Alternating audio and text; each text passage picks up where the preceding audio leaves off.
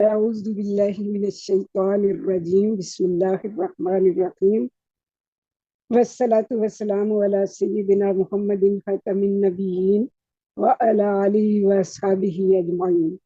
السلام علیکم ورحمۃ اللہ وبرکاتہ. میں دارالایمان ڈیجیٹل کی طرف سے آپ سب کو خوش آمدید کرتی ہوں. جیسا کہ آپ سب کو پتہ ہے کہ ہم سورہ احزاب کے درس کے بارے میں یہاں جمع ہوئے ہیں. قرآن پاک وہ نور ہے جو اندھیروں کو روشنی میں بدل دیتا ہے، دلوں کو سکون بخشتا ہے اور زندگی کو مقصد عطا کرتا ہے.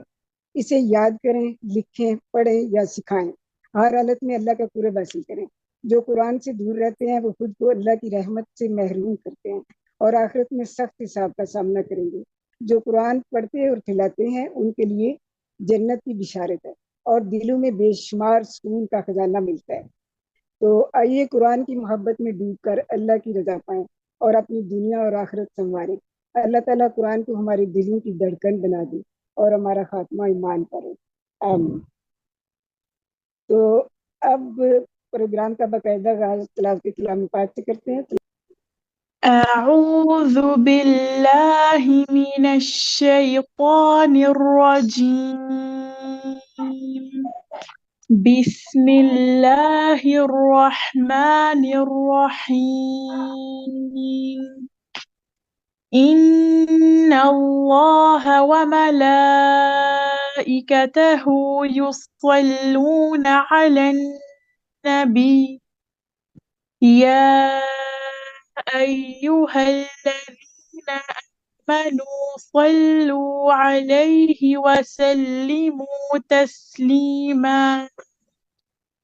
إن الذين يؤذون الله ورسوله لعنهم الله في الدنيا والآخرة وأعد لهم عذابا مهينا. والذين يؤذون المؤمنين والمؤمنات بغير ما اكتسبوا فقد احتملوا بهتانا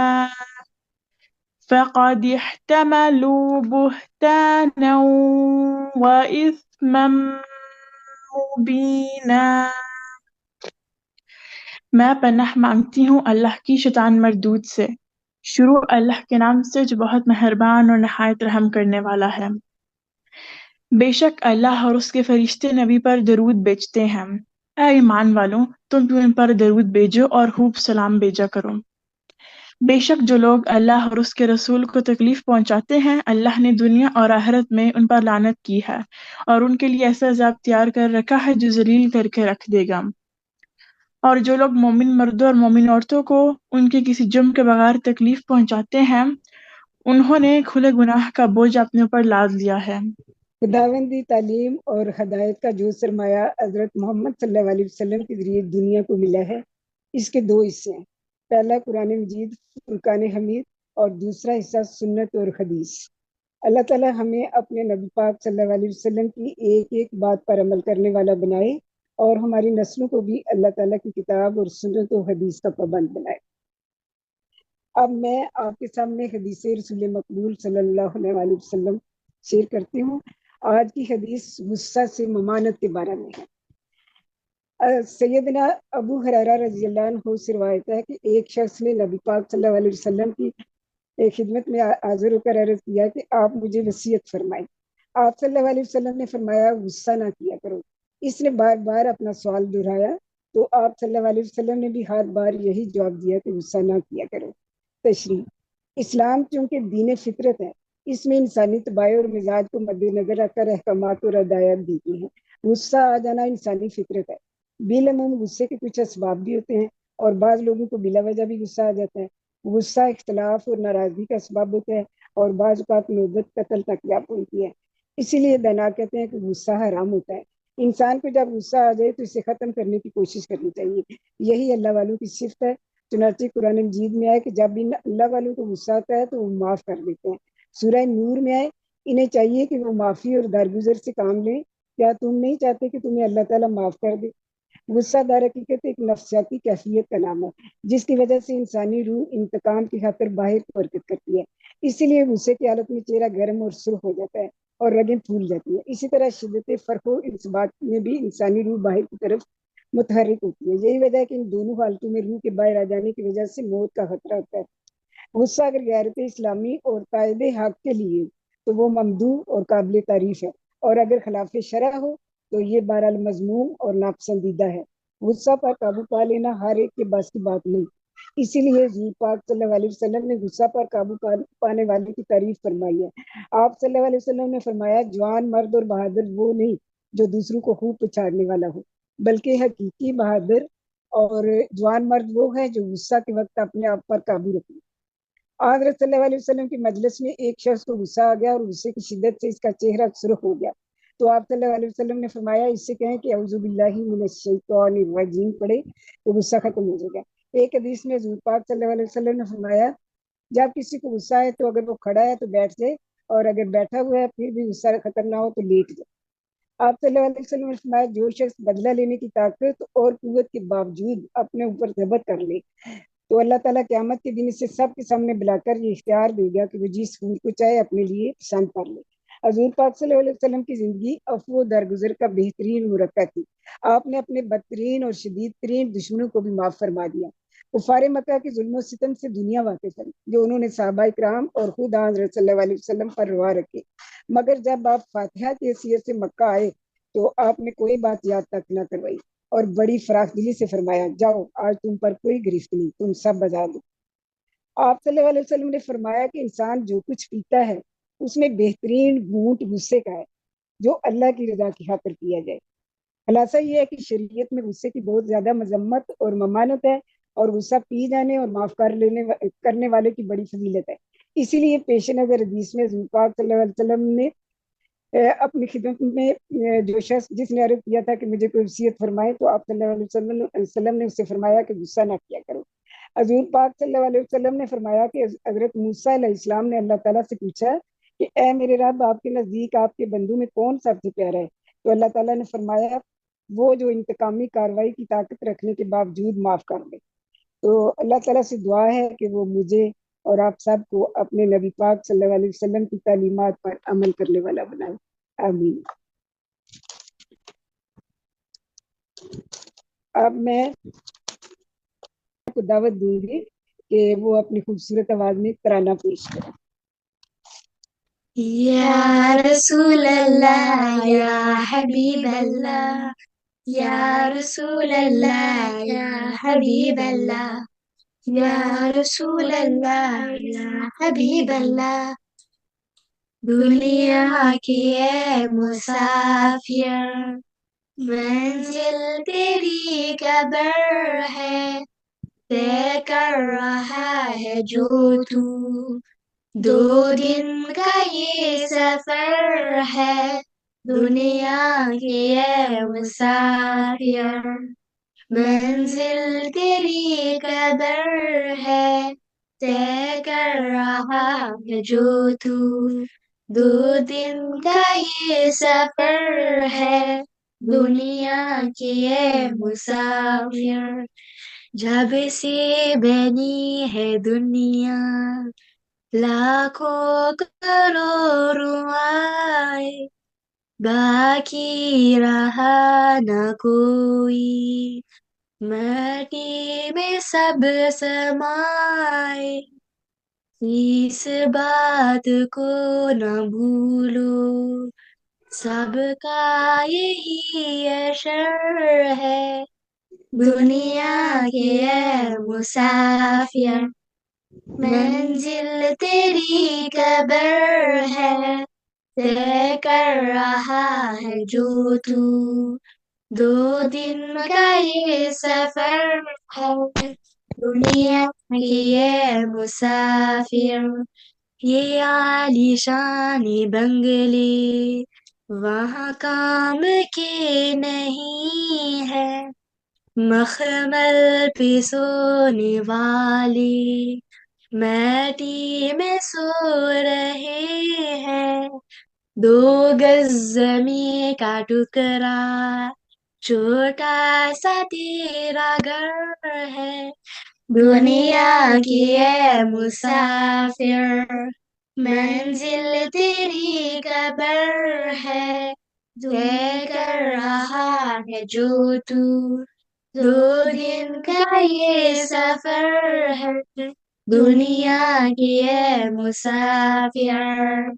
आँखों से तूने अपनी देखे हैं कितने जनाजे, हाथों से तूने अपनी दफनाए कितने मुर्दे, अंजाम से तू अपने क्यों इतना बेखबर है, दुनिया की है मुसाफिर, मंजिल तेरी कब्र है, तय कर रहा है जो तू, 2 दिन का ये सफर है, दुनिया की है मुसाफिर, मंजिल तेरी कब्र है, तय कर रहा है जो तू, 2 दिन का ये सफर है, दुनिया की है मुसाफिर।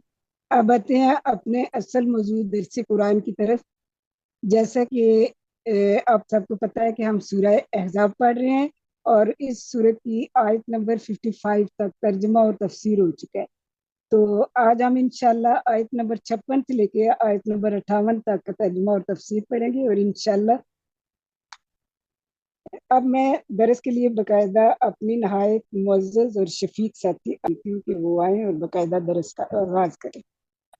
नहमदुहु व नुसल्ली अला रसूलिल करीम, अम्मा बाद, अऊज़ु बिल्लाहि मिनश शैतानिर रजीम, बिस्मिल्लाहिर रहमानिर रहीम, सुब्हानल्लाहि व बिहम्दिही सुब्हानल्लाहिल अज़ीम, रब्बि इश्रह ली सदरी व यस्सिर ली अमरी वहलुल उक़दतम मिन लिसानी यफ़क़हू क़ौली, रब्बना ज़िदना इल्मा, अल्लाहुम्मा इन्नी अस्अलुका इल्मन नाफ़िअ व रिज़्क़न तय्यिबन व अमलन मुतक़ब्बला, अल्लाहुम्मा फ़क़्क़िहना फ़िद्दीन,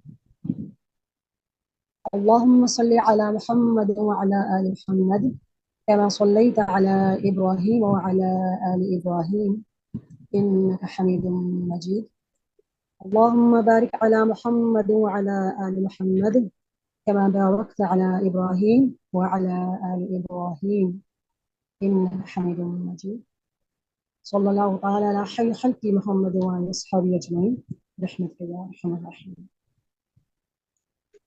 जैसा कि आप सब जानते हैं, सूरह अहज़ाब का तर्जुमा तफसीर का तसलसल पिछले कई हफ्तों से जारी और सारी है। उस सिलसिले में आज की जो आयत अभी आपने तिलावत समाअत फरमाई है 55, 56 और 57, उनका तर्जुमा भी आपने समाअत फरमाया। आज उनकी तफसीर हम समझने की कोशिश करेंगे।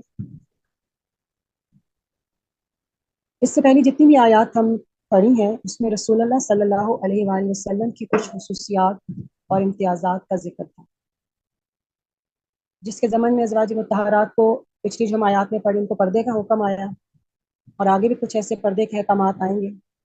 अब दरमियान में इस चीज़ का हुक्म दिया गया है जिसके लिए सब खुसूसियात और इम्तियाज़ात रखे गए हैं, वो है रसूलुल्लाह सल्लल्लाहु अलैहि वसल्लम की अज़मत शान का इजहार और आप सल्लल्लाहु अलैहि वसल्लम की अज़मत मोहब्बत और अताअत की तरगीब है।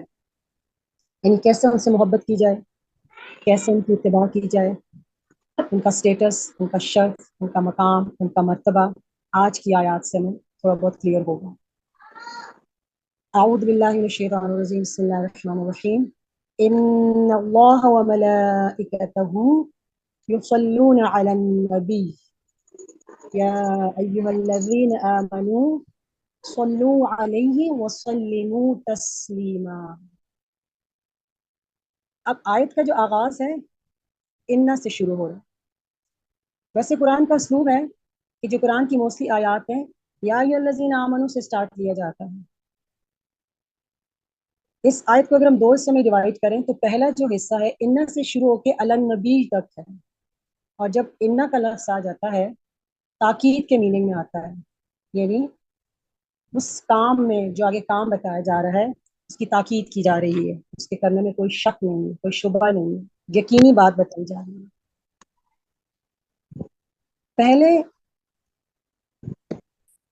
اللہ اور اس کے فرشتوں کا کام بتایا جا رہا ہے، اس کے بعد حکم دیا جا رہا ہے کہ وہ کام جو آپ نے کرنا ہے، تمام مومنوں نے، تمام مسلمانوں نے، وہ اس سے پہلے اللہ اور اس کے فرشتے ہی وہ کام کر رہے ہیں۔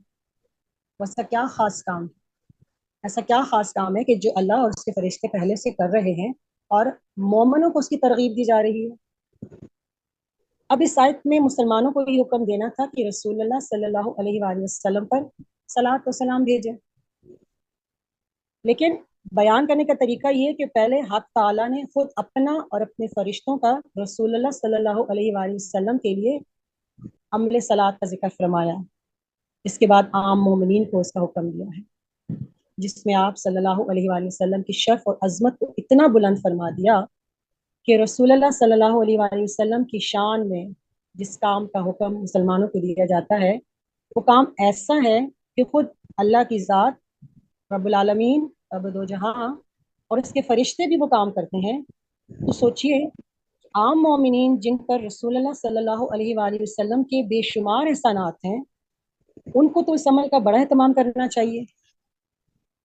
دوسرا، اس درود السلام سے یہ بھی فائدہ ہے کہ جو درود السلام بھیجنے والے مسلمانوں، جو مسلمان ہیں، جو مومن یہ کام کریں گے، اللہ اس کے رسول پر، جو اللہ رسول صلی اللہ علیہ وسلم پر درود بھیجیں گے، ان کی ایک بڑی فضیلت یہ ثابت ہو رہی ہے کہ اللہ تعالیٰ نے ان کو اس کام میں شریک فرما لیا جو کام خود اللہ تعالیٰ بھی کرتے ہیں اور اس کے فرشتے۔ یہ بہت بڑی فضیلت اور بہت بڑے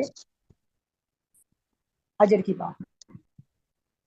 اب اس کے ترجمے پر تھوڑا سا غور کرتے ہیں، پھر اس کے بعد ہم اس کو ایکسپلین کریں گے تو سمجھ آتی جائے گی۔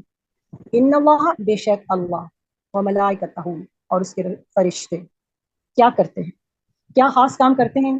یصلون، درود بھیجتے ہیں، کس پر؟ علی النبی، نبی صلی اللہ علیہ وآلہ وسلم، یعنی بتا دیا کہ پہلے اللہ اور اس کے فرشتے یہ کام کر رہے ہیں، اب آگے یا ایھا الذین آمنوا، یا ایھا الذین، حرف ندا، یعنی اعلان کیا جا رہا ہے، بتایا جا رہا ہے، سب کو نہیں کہا جا رہا، مخصوص طبقہ ہے۔ کون لوگ ہیں؟ ایمان والے، جن کے دل میں ایمان ہے، جن کے دل میں ایمان گھر کر گیا ہے، وہ کیا کریں؟ صلو علیہ، درود بھیجو ان پر، امر کا صیغہ ہے، حکم دیا جا رہا ہے، بھیجنا چاہیے، یہ نہیں کہا کہ بھیجنا چاہیے یا بھیجو یا نہ بھیجو مرضی، کام کرو۔ صلو علیہ وسلموا تسلیما، اور خوب سلام بھیجا۔ اب یا ایھا الذین آمنوا کو تھوڑا سا اگر سمجھنے کی اس طرح کوشش کریں کہ جیسے اگر کسی اسکول میں کوئی سرکولر بھیجا جاتا ہے، ڈفرینٹ کلاسز ہوتی ہیں، جب پرنسپل کی طرف سے سرکولر آتا ہے اور تمام اسکول والوں کو وہ یہ ہوتا ہے تو وہ ڈیئر اسٹوڈنٹ اس کے اوپر لکھا ہوتا ہے کہ معزز طلبہ طالبات کے لیے یہ پیغام ہے تمام کلاسز۔ لیکن جب کسی ایک مخصوص کلاس کا تذکرہ ہوتا ہے یا کسی ایک مخصوص کلاس کو ایڈریس کرنا ہوتا ہے، کسی ایک کلاس کے لیے سرکولر بھیجنا ہوتا ہے تو اس کلاس کا نام مینشن کیا جاتا ہے، 9th کلاس، 10th کلاس یا جو بھی 8th کلاس۔ اب اس اسکول میں سے بے شمار 9th کلاسز ہو کے گزر چکی ہوتی ہیں، لیکن وہ جو سرکولر اس وقت بھیجا جاتا ہے وہ اس وقت کی جو موجودہ کلاس ہوتی ہے اسکول کے اندر، جو بچے جن کا ایڈمیشن ہوا ہوتا ہے وہ ان کے لیے وہ سرکولر ہوتا ہے، اور اس میں جو بھی احکامات ہوتے ہیں وہ جو 9th کلاس ہے یا 10th کلاس ہے، جس کلاس کو بھی ایڈریس کیا جاتا ہے، وہ پابند ہوتی ہے کہ وہ کلاس ان احکامات پر عمل کرے۔ اس سے مراد وہ تمام 9th کلاس نہیں جو گزر چکی ہیں، جو پاس ہو کے اسکول کو یا کالج کو چھوڑ چکی ہیں، وہ اس کلاس سے مخاطب ہے جو اس وقت موجود۔ قرآن کے بارے میں ہمارا ایمان یہ ہے کہ قرآن ایک زندہ کتاب ہے، زندہ لوگوں کے لیے ہے، زندہ لوگوں سے بات کرتی ہے۔ تو یا ایھا الذین آمنوا کن سے مخاطب ہے؟ جو آج کے دور کے مسلمان ہیں، آج جو پریزنٹ ہیں، جو ایمان رکھتے ہیں، الحمدللہ ان میں آپ ہیں اور میں۔ تو پھر یہ حکم ہمارے لیے ہو چکا ہے، ہمارا اس پہ بھی ایمان ہے کہ جتنی بھی آیات یا صورتیں ہیں نازل ہوئی ہیں ان کا ایک مخصوص شان نزول ہے، ضرورت کے تحت احکامات نازل ہوئے، لیکن ہم یہ نہیں کہہ سکتے کہ یہ جو احکامات تھے یا پردے کے جتنے احکامات آئے ہیں یا جو باقی جو احکامات ہیں وہ آج سے 1400 سال پہلے جو مسلمان تھے، جو ایمان سیلیبریٹس تھے، یہ ان کے لیے تھے. آج کی کتاب یہ ہم سے بات کر رہی ہے، مجھ سے بات کر رہی ہے، آپ سے بات کر رہی ہے. یہ ہمارے لیے ہی حکم ہے کہ اگر ہمارے دل میں ایمان ہے، شرط آگے ایمان کی رکھی ہے. یہاں پہ اب یا الذین یا الناس کا صیغہ نہیں یوز کیا گیا، لوگوں کو نہیں، سب کو کہا گیا. پوری کائنات میں سے چن کے اللہ تعالیٰ نے، اور یہ بڑی محبت کی بات ہے، یعنی رب کو ان سے محبت ہے جن کو اس سے محبت، اور اس کا تقاضا ایمان ہے. وہ اس سے ایمان کا تقاضا کرتا ہے کہ اگر ہم اللہ سے محبت ہے تو ہم سب سے پہلے اس پر ایمان لے کے آئیں گے. ایمان لے کے آئے ہیں، ہم ایک دائرے میں داخل ہو گئے ہیں. جب دائرے میں داخل ہو گئے ہیں تو پھر ہماری اپنی مرضی ختم، پھر ہمیں جو کہا جائے گا ہم نے وہ کرنا ہے.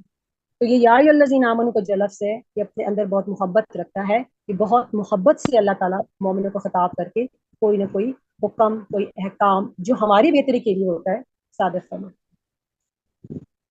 اس کے بعد اب اس آیت میں دو کام کرنے کا مسلمانوں کو حکم دیا جا رہا ہے، دو چیزوں کا حکم دیا گیا. ایک ہے صلو علیہ اور دوسرا وسلموا تسلیما. اب صلات کا جو لفظ ہے وہ جب اللہ کے ساتھ آتا ہے تو اس کے تین معنی ہوتے ہیں. ایک، کسی پر مائل ہونا، کسی کی طرف محبت کے ساتھ متوجہ ہونا اور اس پر جھکنا، یعنی کسی سے محبت کرنا، آسان الفاظ میں ہم یہ کہہ سکتے ہیں. دوسرے، کسی کی تعریف کرنا، تعریف کے قابل ہے اس کی تعریف کی جائے. تیسرا، کسی کے حق میں دعا کرنا. اب جب یہ لفظ ہم اللہ تعالیٰ کے لیے بولا جائے گا، یعنی اللہ اور اس کے اللہ اگر درود بھیجتا ہے رسول پر تو وہ کیسے بھیجے گا؟ ان تینوں معنی میں سے کون سا معنی اللہ تعالیٰ کے لیے سوٹ کرتا ہے؟ تو ظاہر ہے اب یہ تیسرا معنی تو نہیں ہو سکتا، کیونکہ اللہ کے سوا کسی اور سے دعا کرنا قطعاً ناقابل تصور ہے. اس لیے لامحالہ وہ صرف پہلے دو معنوں میں ہوگا، یعنی وہ اس کے ساتھ محبت اور تعریف کے لیے نہیں ہے. لیکن جب یہ لفظ بندوں کے لیے بولا جائے گا، مخلوق کے لیے جس میں انسان اور فرشتے بھی شامل ہیں، تو وہ تینوں معنوں میں استعمال ہو سکتا ہے. محبت کا مفہوم بھی ہوگا، مدح و ثنا کا مفہوم بھی، اور دعائے رحمت کا مفہوم.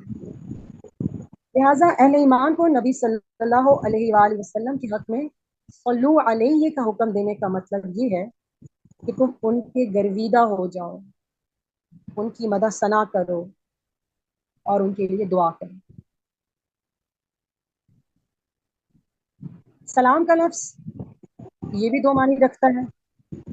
ایک، ہر طرح کی آفات اور نقائص سے محفوظ رہنا، سلامتی، امن، جس کے لیے ہم اردو میں سلامتی کا لفظ بولتے ہیں، مطلب یہ بہت کامن سا لفظ ہے، اردو میں اس کو استعمال کرتے رہتے ہیں. دوسرا جو اس کے لیے یوز ہوتا ہے وہ صلح اور عدم مخالفت، یعنی کسی کے خلاف آپ نے نہیں کام کرنا، اس کی مخالفت نہیں کرنی. بس نبی صلی اللہ علیہ وآلہ وسلم کے حق میں جب صلو تسلیمہ کہا جائے گا تو اس کا کیا مطلب ہوگا؟ اس کا مطلب ہوگا کہ تم ان کے حق میں مکمل سلامتی کی دعا کرو، اور دوسرا مطلب یہ ہے کہ تم پوری طرح دل و جان سے ان کا ساتھ دو، ان کی مخالفت سے پرہیز کرو اور ان کے سچے اور فرما بردار بن کر رہو. یعنی یہ جو دو الفاظ ہیں یہ کئی میننگ اپنے اندر رکھتے ہیں اور یہ اہل ایمان کو کہا جاتا ہے. اب یہاں پہ ہم غور کرتے ہیں کہ اللہ تعالیٰ کیسے، کہ اللہ کیسے اپنے نبی پر صلات بھیجتے ہیں، اس کا کیا مطلب ہے؟ اللہ کی طرف سے اپنے نبی پر صلات کا مطلب کیا ہو سکتا ہے؟ اللہ کی طرف سے اپنے نبی پر صلات کا مطلب یہ ہے کہ وہ آپ پر بے حد مہربان ہے، وہ آپ صلی اللہ علیہ وسلم کی تعریف فرماتا ہے، آپ صلی اللہ علیہ وآلہ وسلم کے کام میں برکت دیتا ہے، آپ صلی اللہ علیہ وآلہ وسلم کا نام بلند کرتا ہے، اور آپ صلی اللہ علیہ وآلہ وسلم پر اپنی رحمتوں کی بارش فرماتا ہے. اللہ کے ساتھ ملائکہ کی طرف سے صلات بھیجنے کا کیا مطلب ہے؟ یعنی یہ تو وہ ہے کہ اللہ تعالیٰ کی ذات اپنے نبی پر درود بھیج رہی ہے، تو ملائکہ کس طرح صلات بھیجتے ہیں، اس کا کیا مطلب ہے؟ اس کا مطلب یہ ہے کہ وہ آپ صلی اللہ علیہ وآلہ وسلم سے انتہا درجے کی محبت رکھتے ہیں، اور آپ صلی اللہ علیہ وآلہ وسلم کے حق میں اللہ سے دعا کرتے ہیں. کیا دعا کرتے ہیں؟ وہ دعا کرتے ہیں کہ وہ آپ सल्लल्लाहु अलैहि वसल्लम को ज़्यादा से ज़्यादा बुलंद मर्तबा अता फरमाए। आप सल्लल्लाहु अलैहि वसल्लम के दीन को सर बुलंद करे। आप सल्लल्लाहु अलैहि वसल्लम की शरीयत को फ़रोग़ बख्शे और आप सल्लल्लाहु अलैहि वसल्लम को मकाम महमूद पर पहुंचाए। ये फरिश्ते हैं जो हर वक्त अपने नबी पर इन डिफरेंट फॉर्म्स में दरूद भेजते रहते हैं।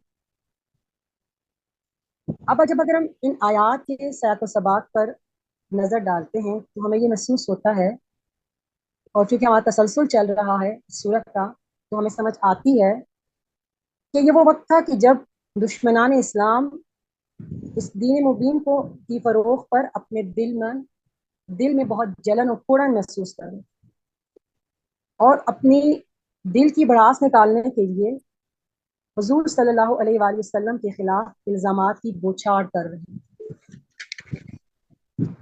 और अपने तहीं और अपने नज़दीक वो ये समझ रहे थे कि इस तरह कीचड़ उछाल कर वो आप सल्लल्लाहु अलैहि वसल्लम के उस अखलाकी असर को ख़त्म कर देंगे जिसकी बदौलत इस्लाम और मुसलमानों के कदम दिन ब दिन बढ़ते चले जा रहे थे। इन हालात में ये आयत नाजिल करके अल्लाह ताला ने दुनिया को ये बताया कि कफ़ार मुशरिकीन और मुनाफिकीन मेरे नबी को बदनाम करने और नीचा दिखाने की जितनी चाहे कोशिश कर देखें, आखिरकार वो मुंह की खाएंगे। क्यों मुंह की खाएंगे? इसलिए कि मैं उस पर मेहरबान हूँ। कौन मेहरबान है? रब कायनात, कायनात का बनाने वाला, और सारी कायनात का नज़्म नस्क जिन फरिश्तों के जरिए से चल रहा है वो सब उसके हामी और सनाख्वाह हैं। वो उसकी मजम्मत करके क्या पा सकते हैं, जबकि मैं उसका नाम बुलंद कर रहा हूँ और मेरे फरिश्ते यानी अल्लाह के फरिश्ते उसकी तारीफों के चर्चे कर रहे हैं। वो अपने ओछे हथियारों से उसका क्या बिगाड़ सकते हैं, जबकि अल्लाह की रहमतें और बरकतें उसके साथ हैं। और अल्लाह के फरिश्ते शब रोज़ दुआ कर रहे हैं कि रब्बुल आलमीन मोहम्मद सल्लल्लाहु अलैहि वसल्लम का मर्तबा और ज़्यादा ऊंचा कर और इसके दीन को और ज़्यादा फ़रोग़ दे। अब ये तो आयत का वो हिस्सा कि जिसमें हमने देखा कि कैसे अल्लाह और उसके फरिश्ते नबी पाक सल्लल्लाहु अलैहि वसल्लम पर दरूद भेजते हैं।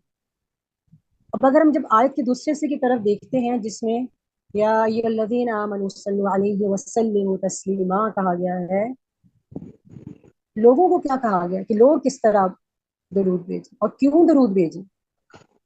इन अल्फाज का क्या मतलब है? इसका मतलब ये है कि ऐ लोगों जिनको मोहम्मद सल्लल्लाहु अलैहि वसल्लम की बदौलत राह रास्त नसीब हुई है, तुम उनकी कदर पहचानो और उनके एहसान अजीम का हक अदा करो। क्यों? क्योंकि तुम जहालत की तारीकियों में भटक रहे थे, इस शख्स ने तुम्हें इल्म की रोशनी दी। तुम अखलाक की पस्तियों में गिरे हुए थे, इस शख्स ने तुम्हें उठाया और इस काबिल बनाया कि आज महसूद खलाइक बने हुए हैं। तुम वहशत और हैवानियत में मुब्तला थे, इस शख्स ने तुमको बेहतरीन इंसानी तहजीब से आरास्ता किया।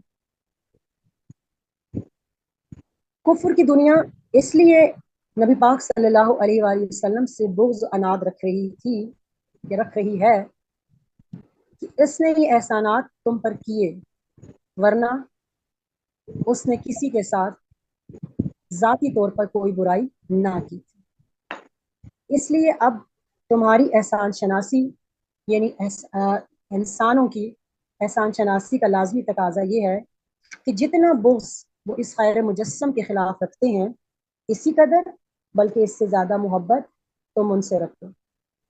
जितनी वो उनसे नफरत करते हैं उतने ही बल्कि इससे ज़्यादा तुम उनके गर्विदा हो जाओ।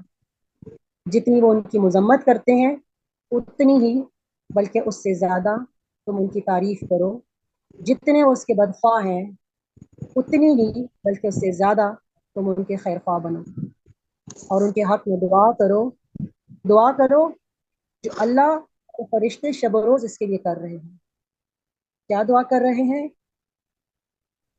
अल्लाह के फरिश्ते शब रोज़ उनके लिए ये दुआ कर रहे हैं, ऐ रब्बे दो जहां, جس طرح تیرے نبی صلی اللہ علیہ وآلہ وسلم نے ہم پر بے پناہ احسانات فرمائے ہیں، تو بھی ان پر بے حد و بے حساب رحمت فرما، ان کا مرتبہ بلند دنیا میں بھی سب سے بلند کر، اور آخرت میں بھی انہیں تمام مقربین سے بڑھ کر تقرب عطا فرما۔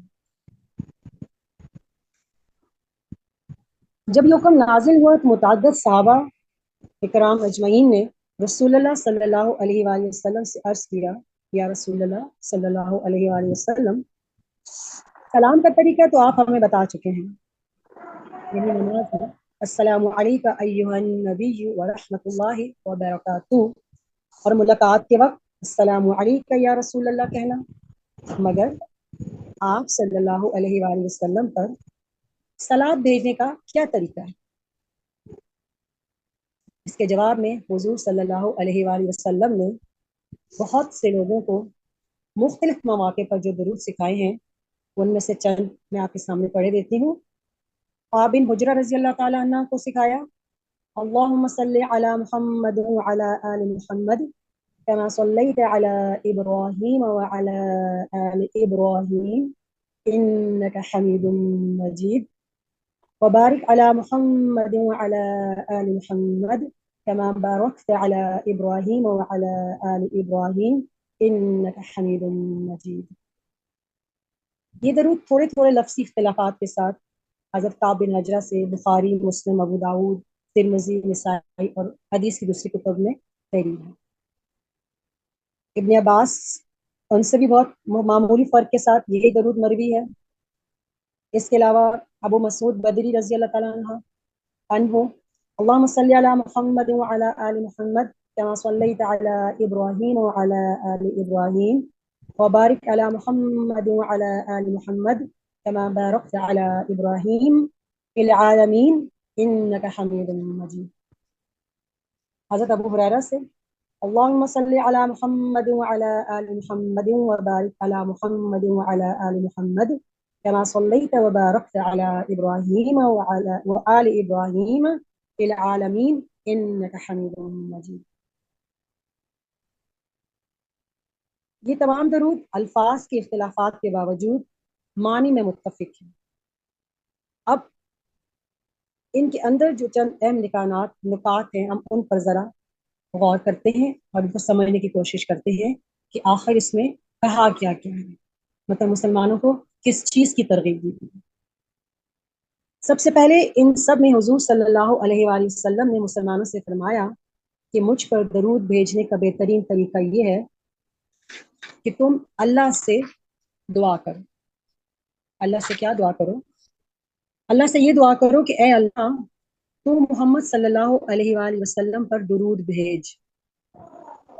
کچھ لوگ جن کے معنی کا شعور نہیں ہوتا وہ اس پر یہ فوراً اعتراض ڈھیر دیتے ہیں، یہ تو بڑی عجیب بات ہے، اللہ تعالیٰ تو ہم سے فرما رہا ہے کہ تم میرے نبی پر درود بھیجو، مگر ہم الٹا اللہ سے کہتے ہیں کہ تو درود بھیج۔ حالانکہ دراصل اس طرح نبی صلی اللہ علیہ وآلہ وسلم نے لوگوں کو یہ بتایا ہے کہ تم مجھ پر صلات کا حق ادا کرنا چاہو بھی تو نہیں کر سکتے، اس لیے اللہ ہی سے دعا کرو کہ وہ مجھ پر صلات فرمائے۔ ظاہر بات ہے کہ ہم حضور صلی اللہ علیہ وآلہ وسلم کے مراتب بلند نہیں کر سکتے، اللہ ہی بلند کر سکتا ہے۔ ہم حضور صلی اللہ علیہ وآلہ وسلم کے احسانات کا بدلہ نہیں دے سکتے، اللہ ہی ان کا اجر دے سکتا ہے۔ ہم حضور صلی اللہ علیہ وآلہ وسلم کے رفع ذکر کے لیے اور آپ کے دین کو فروغ دینے کے لیے خواہ کتنی ہی کوشش کریں، اللہ کے فضل اور اس کی توفیق و تائید کے بغیر اس میں کوئی کامیابی نہیں ہو سکتی۔ یہاں تک کہ حضور صلی اللہ علیہ وآلہ وسلم کی محبت و عقیدت بھی ہمارے دل میں اللہ ہی کی مدد سے جاگزی ہو سکتی ہے، ورنہ شیطان نامعلوم کتنے وسواس دل میں ڈال کر ہمیں آپ سے منحرف کر سکتا ہے۔ لہٰذا حضور صلی اللہ علیہ وآلہ وسلم پر صلات کا حق ادا کرنے کی کوئی صورت اس کے سوا نہیں ہے، اللہ سے آپ پر صلات کی دعا کی جائے، اور جو شخص اللہم صلی علی محمد کہتا ہے وہ گویا اللہ کی حضور اپنے عجز یعنی عاجزی کا اعتراف کرتے ہوئے عرض کرتا ہے کہ یا اللہ تیرے نبی پر صلات کا جو حق ہے اسے ادا کرنا میرے بس میں نہیں ہے، تو ہی میری طرف سے اس کو ادا کر اور مجھ سے اس کے ادا کرنے میں جو خدمت چاہے لے لے۔ یہ تو درود کا پہلا حصہ ہے۔ اب جب ہم درود پاک پڑھتے ہیں تو اس میں ایک دو لفظ اور استعمال کیے جاتے ہیں۔ حضور صلی اللہ علیہ وآلہ وسلم کی شان کریم نے یہ گوارا نہ فرمایا کہ تنہا اپنی ہی ذات کو اس دعا کے لیے مخصوص فرمانا، بلکہ اپنے ساتھ اپنی آل اور ازواج اور ذریت کو بھی اپنے آپ صلی اللہ علیہ وآلہ وسلم نے شامل کر لیا۔ ازواج زوج کی جمع ہے جس کا مطلب ہے بیوی، اور ازواج جمع ہے تو بیویاں نبی پاک صلی اللہ علیہ وسلم کے ازواج مطہرات، اور ذریت اولاد کو بولتے ہیں۔ ان کے معنی تو بہت واضح ہیں، سب کو سمجھ آتی ہے۔ رہا آل کا لفظ تو وہ محض حضور صلی اللہ علیہ وآلہ وسلم کے خاندان والوں کے لیے مخصوص نہیں ہے، بلکہ اس میں وہ سب لوگ آ جاتے ہیں جو آپ صلی اللہ علیہ وآلہ وسلم کے فرما بردار ہیں، آپ کے متی ہیں، آپ کے تابع ہیں، آپ کے سنت پر، آپ کے طریقے پر چلنے والے۔ عربی لغت کی روح سے آل اور اہل میں فرق یہ ہے کہ کسی شخص کی آل وہ سب لوگ سمجھے جاتے ہیں جو اس کے ساتھی، مددگار اور مطیع و فرما بردار ہوں، خواہ وہ اس کے رشتہ دار ہوں یا نہ ہوں۔ اور کسی شخص کے اہل وہ سب لوگ کہے جاتے ہیں جو اس کے رشتہ دار ہوں، خواہ وہ اس کے ساتھی اور متبع ہوں یا نہ ہوں۔ قرآن مجید میں 14 مقامات پر آل فرعون کا لفظ استعمال ہوا ہے، اور ان میں کسی جگہ بھی آل سے مراد محض فرعون کے خاندان والے نہیں ہیں، بلکہ وہ سب لوگ ہیں جو حضرت موسیٰ کے مقابلے میں اس کے ساتھی تھے۔ بس آل محمد صلی اللہ علیہ وآلہ وسلم سے ہر وہ شخص خارج ہے جو محمد صلی اللہ علیہ وآلہ وسلم کے طریقے پر نہ ہو، خواہ وہ خاندان رسالت ہی کا ایک فرد ہو، اور اس میں ہر وہ شخص داخل ہے جو حضور صلی اللہ علیہ وآلہ وسلم کے نقش قدم پر چلتا ہو، خواہ وہ حضور صلی اللہ علیہ وآلہ وسلم سے کوئی دور کا بھی نسبی تعلق نہ رکھتا ہو۔ البتہ خاندان رسالت کے وہ افراد بدرجہ اولا آل محمد صلی اللہ علیہ وآلہ وسلم ہیں جو آپ صلی اللہ علیہ وآلہ وسلم سے نسبی تعلق بھی رکھتے ہیں اور آپ کے متبع بھی ہیں۔ یہ بات بڑی حوصلہ افزا ہے آج ہم مسلمانوں کے لیے، اگر ہم آپ کی سنت پر چلنے والے ہیں تو ہم بھی نبی کی آل میں شامل ہیں۔ دوسرا، اس درود میں جو بات حضور صلی اللہ علیہ وآلہ وسلم نے سکھائی ہے وہ یہ ہے کہ اس میں یہ بات ضرور شامل ہے کہ وہ آپ پر یعنی اللہ تعالیٰ پر ویسی مہربانی فرمائے جیسی ابراہیم اولاد ابراہیم پر فرمائی ہے۔ کیوں؟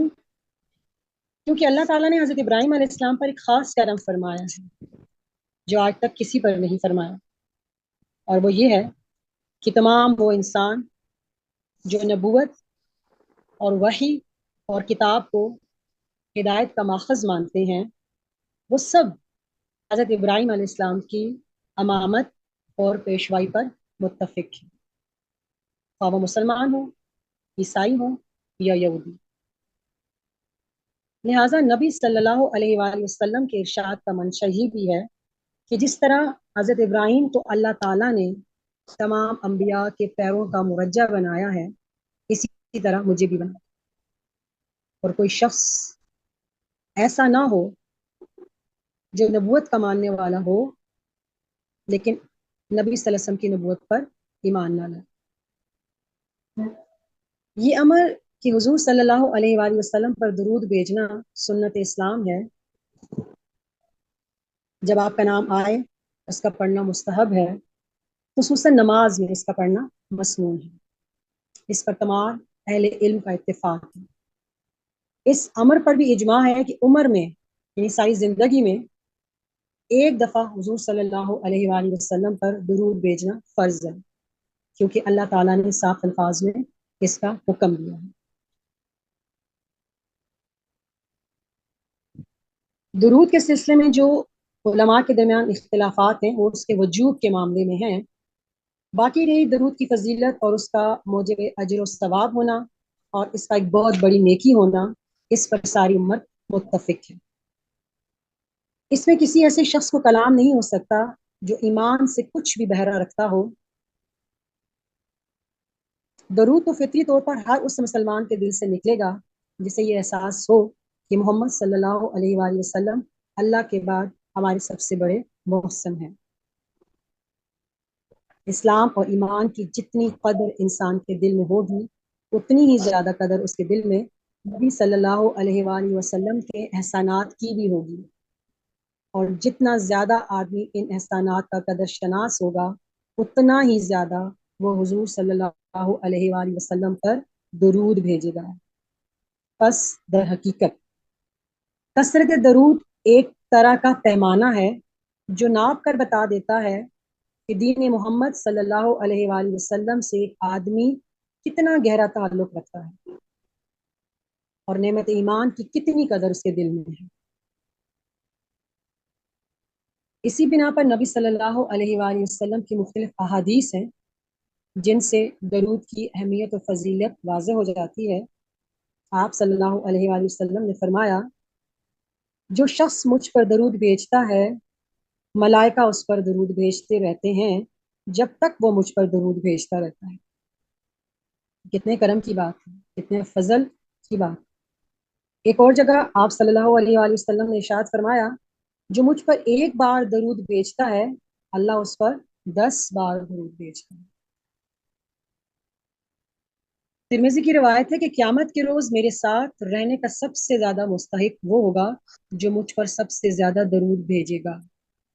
یعنی اگر ہم چاہتے ہیں کہ قیامت والے دن ہمارا گھر نبی صلی اللہ علیہ وآلہ وسلم کے پڑوس میں ہو یا ہم ان کے ساتھ نصیب ہو، تو ہمیں آج سے ہی یہ عمل اپنی زندگی میں شروع کر لینا چاہیے اور وہاں کی تیاری شروع کر دینی چاہیے۔ ترمذی کی روایت ہے کہ بخیل ہے وہ شخص جس کے سامنے میرا ذکر کیا جائے اور وہ مجھ پر درود نہ بھیجے۔ یہ تو وہ آیت ہے کہ جس میں اللہ تعالیٰ نے مسلمانوں کو اپنے نبی پر درود و صلات بھیجنے کا حکم فرمایا۔ اس کے بعد کی آیت میں اللہ تعالیٰ کا ارشاد ہے، ان الذین یؤذون اللہ ورسولہ، بے شک وہ لوگ یؤذون اذیت دیتے ہیں۔ اذیت اردو کا لفظ ایذا سے نکلا ہے یہ، اور اذیت دی جاتی ہے، تکلیف دیتے ہیں کس کو؟ اللہ اور اس کے رسول کو۔ تو اس کا کیا بدلہ ملے گا انہوں؟ لعنہم اللہ، لعنت کی ہے اللہ نے ان پر، ہم جمع کا صیغہ ہے، ان سب لوگوں پر جو یہ کام کرتے ہیں، جو یہ اذیت دینے والا کام کریں۔ کہاں پر؟ فی دنیا، اس دنیا میں بھی۔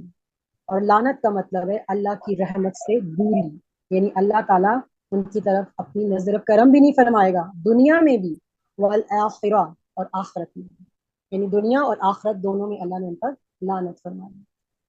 اور اس کے ساتھ وَأَعَدَّ لَهُمْ عَذَابًا مُهِينًا، اور تیار کر رکھا ہے لہم، ان سب کے لیے کیا چیز؟ عذابًا مہینہ، رسوا کن عذاب۔ صرف عذاب ہی نہیں، ذلت والا عذاب۔ عذاب کی بھی مختلف قسمیں ہیں، شکلیں ہیں جو اللہ تعالیٰ نے ایسے لوگوں کے لیے تیار کر رکھی ہیں جو اس کے مستحق ہوں۔ اب اللہ کو اذیت دینے سے کیا مراد ہے؟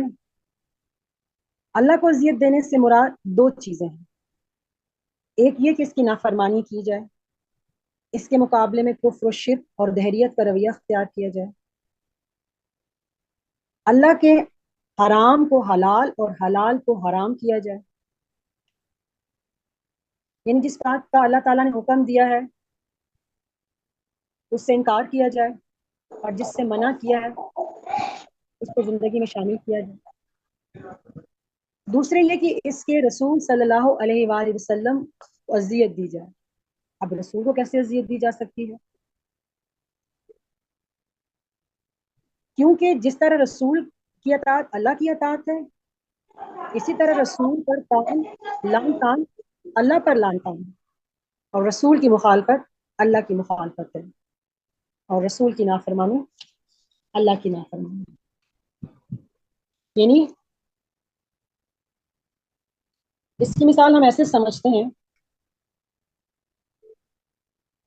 کہ ماں باپ جب اپنی اولاد پال پوس کے بڑا کرتے ہیں اور جب وہی اولاد ماں باپ کی کسی بات سے انکار کرتی ہے تو سب سے زیادہ اذیت ماں باپ کی ہوتی ہے. اور وہ جو اذیت ہے وہ اس نافرمانی کی وجہ سے ہوتی ہے جو وہ اولاد بات نہ مان کر اپنی مرضی سے وہ کام کر کے ماں باپ کے سامنے رکھتی ہے. یعنی جب ماں باپ کے بتائے وہ راستے سے ہٹ کر کوئی اولاد کام کرتی ہے تو یہ سب سے بڑی اذیت ماں باپ کے لیے ہوتی ہے. تو یہ تو انسان کا انسان سے تعلق ہے. وہ اولاد جو ہمیں کسی نے دی ہے، دینے والے نے دی ہے، ہمارا اپنا بھی اتنا اس پہ کوئی اختیار نہیں ہے. جب وہ ہم اس کو پال پوس کے بڑا کرتے ہیں اور جب وہ ہماری مرضی کے خلاف کوئی قدم اٹھاتا ہے تو ہمیں بہت تکلیف ہوتی ہے. تو سوچیں کہ جو خالق ہے، جو مالک ہے، پیدا کرنے والا ہے، جب ہم اس کی نہیں مان کے اپنی چلاتے ہیں تو یہ بھی تو اذیت ہی کی بات بنتی ہے نا. اور جو رول ماڈل اس نے ساتھ بھیجا ہے، جس کو ہم نے کاپی کرنا ہے، جس کی اتباع کرنی ہے، جس کو دیکھ کے اس کے مطابق ہم نے چلنا ہے، جس کے طریقوں کے مطابق اپنی زندگی گزارنی ہے، جب اس کے راستے سے ہٹ کر، اس کے طریقوں سے ہٹ کر ہم کوئی اور راہ اختیار کرتے ہیں تو یہ کتنی اذیت کی بات ہے. یہ اس کے رسول کے لیے اذیت کی بات ہے، اور جب رسول کو اذیت دی گئی ہے تو پھر یہ اللہ کو اذیت دینے کے مترادف. اس سلسلے میں رسول اللہ صلی اللہ علیہ وآلہ وسلم کی ایک حدیث ہے حضرت عبد الرحمن بن مغفل مزنی رضی اللہ تعالیٰ عنہ سے روایت ہے کہ رسول اللہ صلی اللہ علیہ وآلہ وسلم نے فرمایا کہ میرے صحابہ کے بارے میں اللہ سے ڈرو، اللہ سے ڈرو، ان کو میرے بعد اپنے اعتراضات اور تنقیدات کا نشانہ نہ بناؤ، کیونکہ ان سے جس نے محبت کی میری محبت کی وجہ سے کی، اور جس نے بغض رکھا میرے بغض کی وجہ سے رکھا، اور جس نے ان کو ایذا پہنچائی یعنی تکلیف پہنچائی اس نے مجھے ایذا دی، اور جس نے مجھے ایذا دی اس نے اللہ کو ایذا دی، اور جس نے اللہ کو ایذا دی تو قریب ہے کہ اللہ تعالیٰ اس سے گرفت کرے. اس حدیث سے یہ بھی معلوم ہوتا ہے کہ رسول اللہ صلی اللہ علیہ وآلہ وسلم کی ایذا سے اللہ تعالیٰ کی ایذا ہوتی ہے. اس طرح یہ بھی معلوم ہوا کہ صحابہ اکرام میں سے کسی کو ایذا پہنچانا یا ان کی شان میں گستاخی کرنا رسول اللہ صلی اللہ علیہ وآلہ وسلم کی ایذا ہے.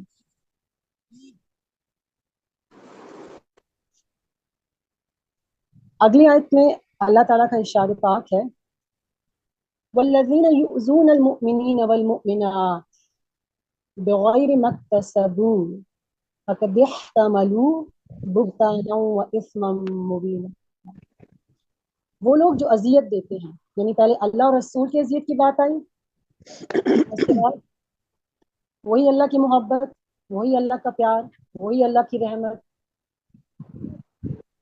کہ خود اور اس کے فرشتے درود بھیج رہے ہیں تو فوراً سے ایمان والوں کو حکم دیا کہ آپ بھی یہ کام کریں، بڑا بابرکت کام ہے، بڑی رحمت والا کام ہے، تو میرے مومن بندے اور مومن بندیاں بھی یہ کام کریں. اس کے بعد اللہ اور اس کے رسول کو اذیت دینا ایک ناپسندیدہ عمل ہے، ایسے لوگوں کے لیے عذاب مہین تیار کر رکھا ہے. فوراً سے ساتھ مومن عورتوں اور مومن مردوں کی بات آ گئی کہ ان کو بھی اذیت دینا کوئی اچھائی کا کام نہیں ہے، کہ وہ لوگ جو اذیت دیتے ہیں مومن مردوں کو اور مومن عورتوں کو بغیر مکتسبو بغیر ایسے کام کے جو انہوں نے نہ کیا ہو. اکتسبو کسب کمانا، جو کام انہوں نے کیا نہیں، بغیر نہ کیا ہو. فقد احتملوا تو انہوں نے اٹھا لیا، حمل سے حمل بوجھ اٹھانا. کیا بوجھ اٹھایا انہوں نے؟ بہتان کا، بہت بڑے بہتان کا، وہ اسمم مبینہ اور کھلے گناہ. اسم کہتے ہیں گناہ کو، اور مبین جو واضح یعنی چھپا ہوا گناہ نہیں ہے، سامنے نظر آ رہا ہے. اب یہ آیت بہتان کی تعریف متعین کر دیتی ہے، یعنی جو عیب آدمی میں نہ ہو یا جو قصور آدمی نے نہ کیا ہو وہ اس کی طرف منسوب کرنا. نبی صلی اللہ علیہ وآلہ وسلم نے بھی اس کی تصریح فرمائی. ابو داؤد اور ترمذی کی روایت ہے کہ حضور صلی اللہ علیہ وآلہ وسلم سے پوچھا گیا غیبت کیا ہے؟ آپ صلی اللہ علیہ وآلہ وسلم نے فرمایا تیرا اپنے بھائی کا ذکر اس طرح کرنا جو اسے ناگوار ہو. عرض کیا گیا اور اگر میرے بھائی میں وہ عیب موجود ہو؟ فرمایا اگر اس میں وہ عیب موجود ہے جو تو نے بیان کیا تو تو نے اس کی غیبت کی، اور اگر اس میں نہیں ہے تو تو نے اس پر بہتان لگایا۔ یہ کام صرف ایک اخلاقی گناہ ہی نہیں جس کی سزا آخرت میں ملنے والی ہو، بلکہ اس آیت کا تقاضا یہ ہے کہ اسلامی ریاست کے قانون میں جھوٹے الزامات لگانے والے کو قراروا کی سزا ملنی چاہیے۔ اس آیت کی شان نزول کے متعلق متعدد روایات ہیں۔ بعض میں یہ ہے کہ حضرت صدیقہ عائشہ رضی اللہ تعالی عنہا پر بہتان لگانے کے متعلق نازل ہوئی، جیسا کہ حضرت ابن عباس سے روایت ہے کہ جس زمانے میں حضرت صدیقہ عائشہ رضی اللہ تعالی عنہا پر بہتان باندھا گیا تو عبداللہ بن ابی منافق کے گھر کچھ لوگ جمع ہوئے اور اس پر اس بہتان کو پھیلانے اور چلتا کرنے کی باتیں کرتے تھے۔ اس وقت رسول اللہ صلی اللہ علیہ وآلہ وسلم نے صحابہ کرام سے اس کی شکایت فرمائی کہ یہ شخص مجھے ایذا پہنچاتا ہے۔ بعض روایات میں ہے کہ حضرت صفیہ سے نکاح کے وقت بھی کچھ منافقین نے تان کیا، اس کے متعلق نازل ہوئی۔ اور صحیح بات یہ ہے کہ یہ آیت ہر ایسے معاملے کے متعلق نازل ہوئی ہے جس سے رسول اللہ صلی اللہ علیہ وآلہ وسلم کو اذیت پہنچے۔ دوسری آیت میں عام مومنین کو ایذا پہنچانے کے حرام اور بہتان عظیم ہونے کا جو بیان کیا گیا ہے، جبکہ وہ شرعاً اس کے مستحق نہ ہو، عام مومنین میں یہ قید اس لیے لگائی گئی ہے کہ ان میں دونوں صورتیں ہو سکتی ہیں۔ یہ بھی ممکن ہے کہ کسی نے کوئی ایسا کام کیا ہے جس کے بدلے میں اس کو ایذا دینا شرعاً جائز ہے۔ پہلی آیت میں چونکہ معاملہ اللہ اور رسول کی ایذا کا تھا، اس میں کوئی قید نہیں لگا، اس لیے وہاں کوئی جائز ہونے کا کوئی احتمال نہیں ہو سکتا۔ لیکن جو دوسری آیت ہے اس میں کسی مسلمان کو بغیر کسی شرعی عذر کے کسی قسم کی ایذا اور دکھ پہنچانے کی جو حرمت ثابت ہوئی ہے، اس کے متعلق رسول اللہ صلی اللہ علیہ وآلہ وسلم کی حدیث بھی ہے۔ آپ صلی اللہ علیہ وآلہ وسلم نے فرمایا، مسلمان تو صرف وہ آدمی ہے جس کے ہاتھ اور زبان سے سب مسلمان محفوظ ہوں، کسی کو تکلیف نہ پہنچے، اور مومن تو صرف وہی ہے جس سے لوگ اپنے خون اور مال کے معاملے میں محفوظ و مامون ہوں۔ یعنی ایک مسلمان کا دوسرے مسلمان پر یہ حق ہے کہ اس کی جان اور مال کی حفاظت کرے۔ اللہ تعالیٰ سے دعا ہے اللہ تعالیٰ ہمیں ان لوگوں میں شامل کرے جن کی زبان اور ہاتھ سے اس کے دوسرے مسلمان محفوظ ہوتے ہیں، اور اللہ تعالیٰ ہمیں ایسی زندگی گزارنے کی توفیق عطا فرمائے کہ زندگی کا ہر لمحہ، ہر سانس اپنے نبی پر درود و سلام بھیجتے میں گزرے، تاکہ کل قیامت کے دن ہم فخریہ طور پہ اپنے نبی صلی اللہ علیہ وآلہ وسلم کی آل میں شامل ہو سکیں اور ان کے پڑوسی ہونے کا حقدار ٹھہریں۔ وآخر دعوانا الحمد للہ رب العالمین۔ السلام علیکم ورحمۃ اللہ وبرکاتہ۔